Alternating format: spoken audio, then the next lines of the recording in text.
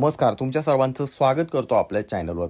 मित्रांनो, आजकाल आपण म्हणत असतो की आपण खूप प्रगत झालो, प्रगती करत आहोत, एआयच्या युगामध्ये जगत आहोत. तरी देखील काही लोक जे आहेत ते आश्मयुगीन आहेत किंवा त्यांच्या मनामध्ये असणारा जातीवाद त्यांच्या मनातून जात नाही. हे जे भडवे असतात मित्रांनो, हे नेहमीच कुठल्या ना कुठल्या गोष्टीवरनं काही ना काहीतरी करतात आणि बौद्ध समाजाच्या वाटेला जातात. तसं पाहिलं तर यांना टार्गेट करणं किंवा यांचे व्हिडिओ बनवणं काही गरजेचं नाही, यांना फेमस करणं गरजेचं नाही. परंतु यांना जर सोडून दिलं तर मग यांना दणका कोण देणार आणि मग हे आणखी जास्त माजतील. त्यामुळे यांना समोर काढण्यासाठी किंवा यांचा खरा चेहरा सर्वांसमोर आणण्यासाठी हे व्हिडिओ बनवावे लागतात. आणि त्यासाठी मित्रांनो, आजचा हा जो व्यक्ती आहे याने अतिशय खालच्या पातळीवरती जाऊन बौद्ध समाजाच्या महिला भगिनी यांच्यावरती अतिशय खालच्या पातळीचे शब्द वापरत यांनी टीका केलेली आहे.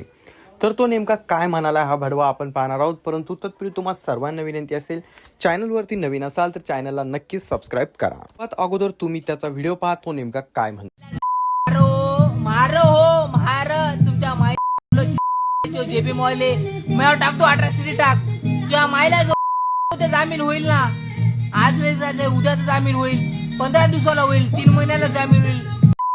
तुला सीधा सीधा म्हणालो मार जेबी मोहिले होतो बोलतो तुझ्या भैला धर, तू बोलू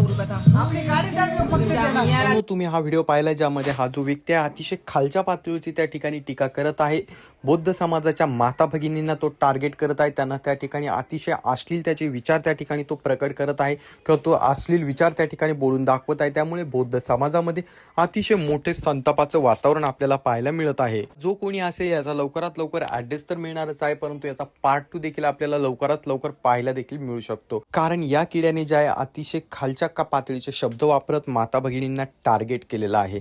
आणि या लोकांना जे आहे या भडव्यांना दणका दिलाच पाहिजे, त्याशिवाय हे सुधरत नाहीत. त्यासाठी यांचे व्हिडिओ बनवणं, यांचे व्हिडिओ समोर आणणं आमचं कर्तव्य असतं. तर तुम्हाला काय वाटतं त्याबद्दल खाली कमेंटमध्ये नक्कीच सांगा.